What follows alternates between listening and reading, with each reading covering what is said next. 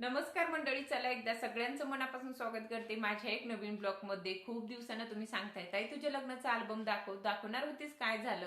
तर मी तुम्हाला सांगते की पहिले मी दाखवणार होते, नंतर मी खूप विचार केलं की नाही दाखवायला पाहिजे। 10 वर्ष अगोदर आपलं लग्न झालेलं, त्या टायमाला ना खूप वेगळं होतं, आता खूप वेगळं आहे। जास्त माझं मेकअप नाही, खूप सिंपल लग्न माझं झालेलं आहे। अजून मंडप चांगलं नाही, फोटो चांगले निघलेले नाही, मग कशाला दाखवत बसायचं? परत तुम्ही काय बोलणार, मग परत माझ्या मनाला लागणार, त्याच्यापेक्षा नाही दाखवलेलं बरं। पण सारखे तुमचे कमेंट येते की ताई दाखव ना प्लीज, तू दाखवणार होतीस, काय झालं? म्हटलं चला एकदा तुम्हाला मी दाखवूनच देते।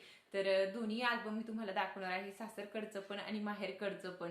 माझं इतकंच म्हणणं आहे, मी तुम्हाला अल्बम दाखवते पण प्लीज काही निगेटिव्ह बोलू नका, खूप वाईट वाटतं, मनाला लागतंय हो, दुसरं काहीच नाही। तर चला न वेळ घालवता मी तुम्हाला दोन्ही माझे अल्बम दाखवते। तर हे दोन अल्बम माझ्या लग्नाचे आहे। आईकडचं एकदम साधं आणि सिंपल आहे आणि त्याने जरा थोडंसं भारी काढलं होतं। आता याचं कारण पण सांगते आणि लग्नाची स्टोरी पण सांगते। लग्नाची तारीख आमची ही आहे, 10 वर्षे कसे निघून गेले कळलेच नाही। आणि खरंच लाईफ पार्टनर चांगलं भेटायला नशीब लागतं आणि माझं नशीब खरंच चांगलं आहे। तर चला आता एक एक करून सगळे फोटो पण दाखवते आणि आमची स्टोरी सुद्धा तुम्हाला मी सांगते। इथं ना माझं एकदम साधं सिंपल मेकअप होता, तुम्हाला दिसतंय ना, मी कोणतंच मेकअप केलं नव्हता। जितके मला ना सोन्याचे दागिने आणले होते तितकेच मी घातलेले होते। हातावर मेहंदी माझ्या फ्रेंडनं काढली होती, पार्लरमध्ये पण जाण्याचा प्रश्नच नव्हता। का गेले नव्हते ते पण सांगते, चला।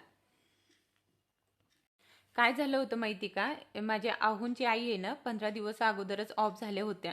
मग कोणाचंच लग्नात मूड नव्हता, पहिले लग्नाची तारीख दुसरी होती आणि नंतर त्यानं दुसरी धरली, त्याच्यामुळे सगळं वेगळंच झालं।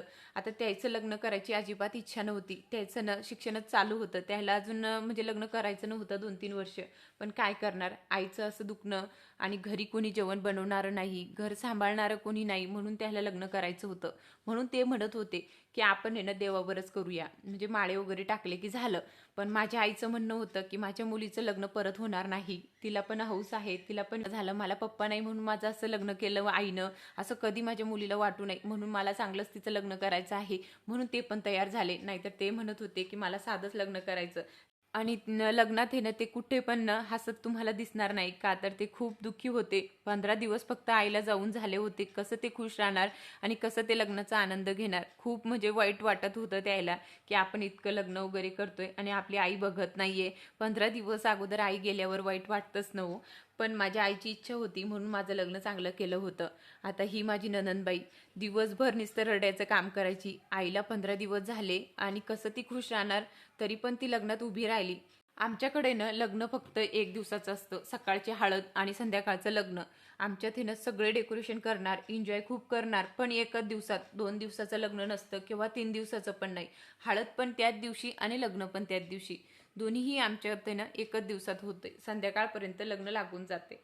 तर इतके सिंपल आमची जोडी होती आणि मी त्याच्यापेक्षा जाड होते, खूपच जाड, आणि ते खूप बारीक होते, तरी पण मी त्याला आवडले म्हणून हा आमचं लग्न जुळलं होता।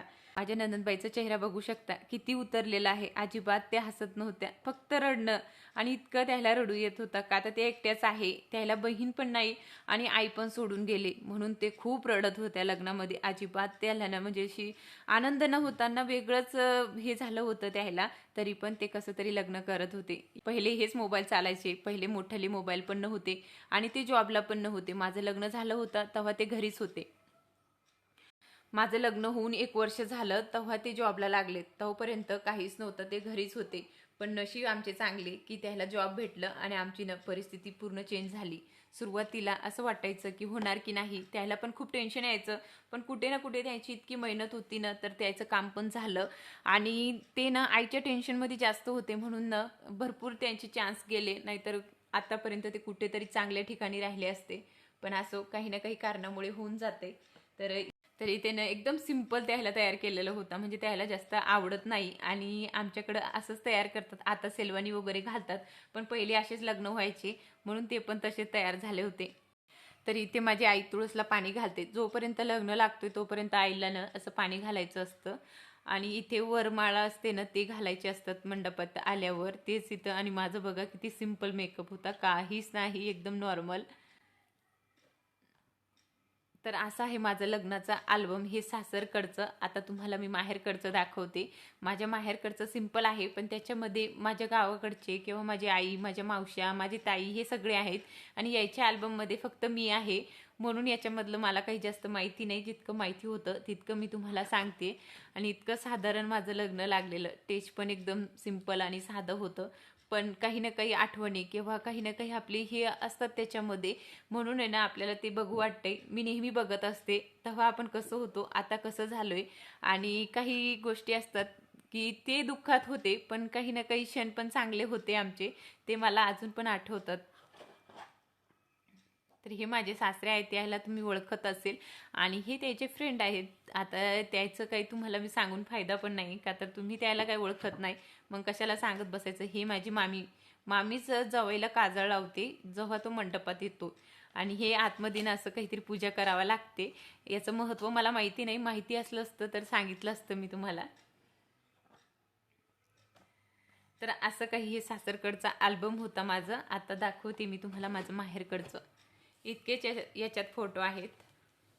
आता हा अल्बम आहे माझ्या आईकडचं. याच्यातले फोटो मी भरपूर काही काढून नेले होते. ते मला खूप छान वाटायचे आणि काही आठवण म्हणून मी माझ्याजवळ ठेवले होते. पण ह्या वेळेस मी पूर्ण अल्बम घेऊन आले.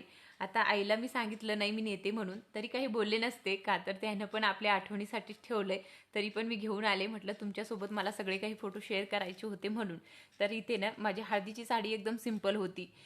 पहिले इतकं नव्हतं की आपल्याला येलो कलरची साडी घालायची किंवा पिवळीच घालायची, असं काहीच ठरलेलं नसतं. साडी घेतली होती मी पिंक कलरची आणि तीच घातलेली होती. आणि आमच्यात हे ना असे हे घालतात, याला काय म्हणतात आठवत नाही मला सध्या तरी. पण हे घातल्यावर आहे ना नवरीला आहे ना 5 दिवस आहे ना बाहेर जायचं नसतं, म्हणजे आपलं गाव ढाळायचं नसतं, म्हणजे गावाच्या बाहेर आपण जाऊ शकत नाही असं म्हणतात. म्हणून गावातच राहावं लागतं. आणि 5 दिवस अगोदर ते घालून देतात आणि कोणतेच काम आपल्याला करायचे नसतात, नुसतं बसून राहायचं. आपल्याला पाणी सुद्धा लागलं तरी घरातल्या माणसाला मागायचं. तर पहिल्याने मी तुम्हाला सांगितलं होतं ना, एकाच दिवसात आमचं लग्न असतं. हळद आणि लग्न एकच दिवस होतो, म्हणून सकाळपासून तर संध्याकाळपर्यंत एक एक तासानं हळद लावत असतात. आणि हे माझी मावशीचा मुलगा आहे, हा पण, दोन्ही पण. आणि ही माझी ताई. ताईला तर तुम्ही ओळखतात. ताई पण पहिल्यासारखीच दिसते, त्याच्यामध्ये काय बदल झाला नाही, पण माझ्यामध्ये भरपूर काही बदल झालाय आता. पहिले मी खूप जाड होते, आता पातळ दिसते. चेहरा पण माझा थोडासा आता बारीक झालाय, पहिले खूप जाड होता. ही जी दिसते ना ती माझ्या काकाची मुलगी आहे. माझ्यापेक्षा खूप लहान होती. 1 वर्ष लग्नाला झालं. डिलिव्हरीमध्ये ती ऑफ झाली. आणि खरंच तिचा फोटो बघितलं की मन भरून येते. त्यापेक्षा लहान असून पण देवानं त्याला पहिले नेलं. आणि फोटो वगैरे काढलेले असतात, त्याच्यामध्ये आपल्या आठवणी राहून जातात. आता हे फोटो घेतलंय म्हणून ती दिसते, नाहीतर आपल्याला कधी दिसली पण नसती. तर आम्ही तिघी बहिणी सोबतच कधी पण राहायचो. इतकी ती शांत होती, जास्त कोणाला बोलायची नाही, कधी उलटून कोणाला बोलली नाही. पण देवाला ना त्याला ठेवायची नव्हती. चांगल्या माणसासोबत नेहमी असंच होतंय. मी तर अनुभव घेते की चांगलं जितकं आपण लोकांचं करणं तितकं आपल्यासोबत वाईट होतंय. का असं होत असेल तेच मला समजत नाही. तर असो, इथे माझे हे भाऊजी आहेत, तुम्ही ओळखत असेल. हा न माझा भाऊ आहेत आणि माझ्यापेक्षा लहान आहेत, पण तो पण आमच्यात नाही आता. माझ्या जवळचे माणसं इतके गेलेत ना, तर मनाला एक धक्का बसलाय. आणि असं वाटतंय की देवानं माझ्यासोबत असं का केलंय, माझ्या लाईफमध्ये इतके दुःख का लिहिलेत. मला जर त्याची आठवण आली ना खूप रडू येते, खूप वाईट वाटते की असं का आपल्यासोबत होतंय, का आपल्याला सुखाचे दिवस देव बघू देत नाही. खरंच माझ्या मनाला खूप वाईट वाटतं. माझ्या आईला ना हे फोटो दाखवले की ती इतकी रडते ना, तर मी कधीच हे फोटो त्याच्यासोबत ओपन करत नाही. आम्हाला त्याचं लग्न करायचं होतं, पण तो नाही राहिलं. 2 वर्ष झाले तो ऑफ झाला.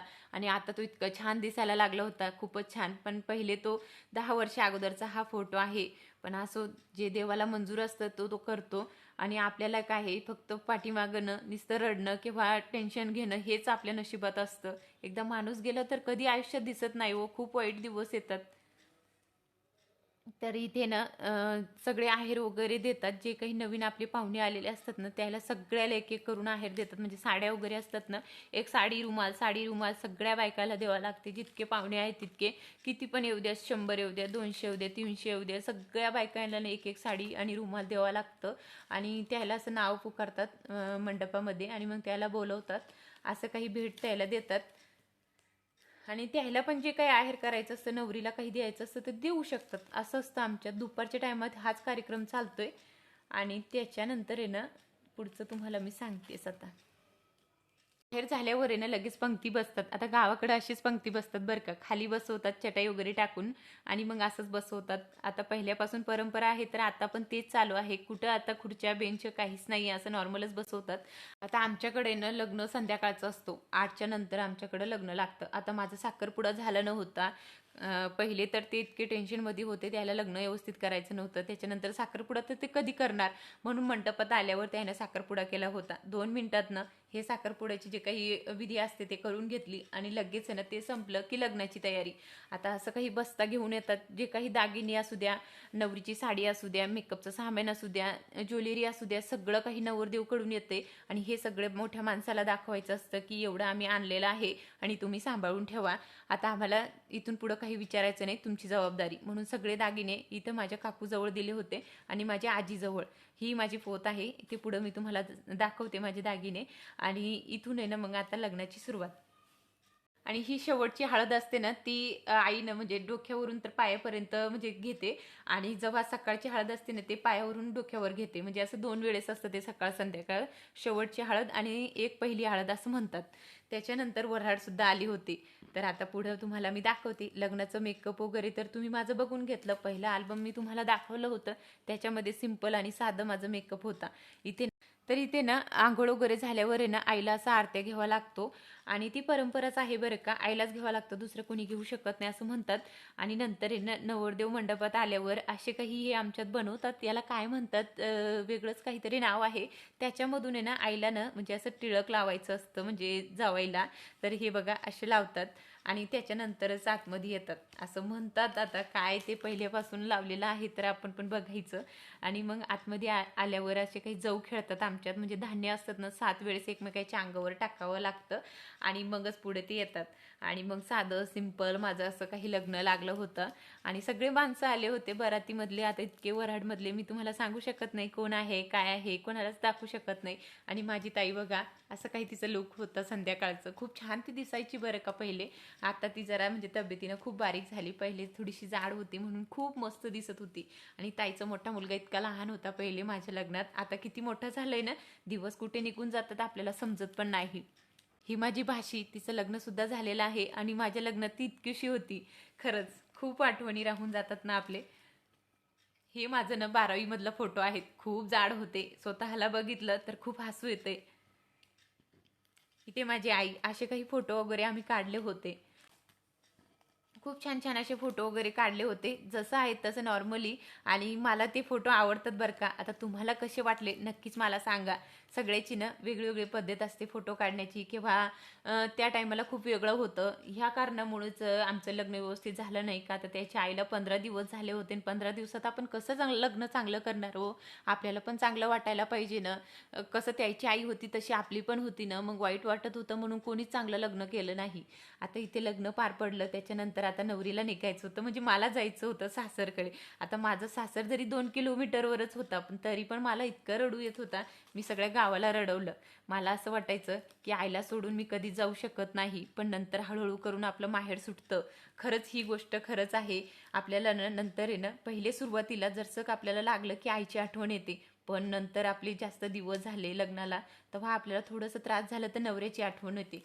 खरंच ही गोष्ट खरंच आहे. कधी आपण आईला विसरून नवऱ्याच्या सोबत चालले जातो हे समजतच नाही. आणि नवरा जर चांगला असलं तर आपण आईला विसरतो, आणि नवरा जर चांगला नाही भेटला तर आपल्याला नेहमी आईबाबाची आठवण येते. पण खरंच माझे आहो खूप छान आहेत आणि खूप समजून घेतात मला. छोट्या मोठ्या गोष्टीचं मी जर हट्ट केलं ते पूर्ण करतात. हे वर्ड मी तुम्हाला पहिले पण सांगितलं होतं. सगळे म्हणतात की आपलं ना बाहेर सांगायचं नसतं, आपलं किती चांगलं चाललंय ते कधी कोणासोबत व्यक्त करायचं नसतं, पण चांगल्या माणसाचं कौतुक आहे ना आपल्या तोंडातून निघतंच. आणि तसंच माझे आहू पण आहेत, खरंच कौतुक करण्यासारखेच आहे. तर असे काही माझे फोटो होते, साधे सिंपल. माझं मेकअप पण एकदम साधं होतं आणि इतकी काही मी छान दिसत नव्हते, तरी पण मी तुम्हाला सगळे फोटो माझे दाखवले. आणि असे काही माझे लुक होते. आता इतकं छान काही मला माहिती पण नव्हतं कशी पोज द्यायची, काय द्यायचं, कसं करायचं, काहीच नाही. तर असं पार पडलं माझं लग्न. आणि असे काही आमचे फोटो निघले होते. कसे वाटले तुम्हाला नक्कीच मला कमेंट करून सांगा. तर चला आता इथंच मी एंड करते. दोन्हीही अल्बम मी तुम्हाला दाखवले, तुम्हाला कसं वाटलं नक्की माझ्यासोबत शेअर करा. आणि मी जे काही सांगितलं त्याच्यामधून तुम्हाला काय अनुभव हे नक्कीच माझ्यासोबत पण शेअर करा. तर चला आता मी इथंच एंड करते. भेटूया आता आपण उद्याच्या ब्लॉगमध्ये. बाय.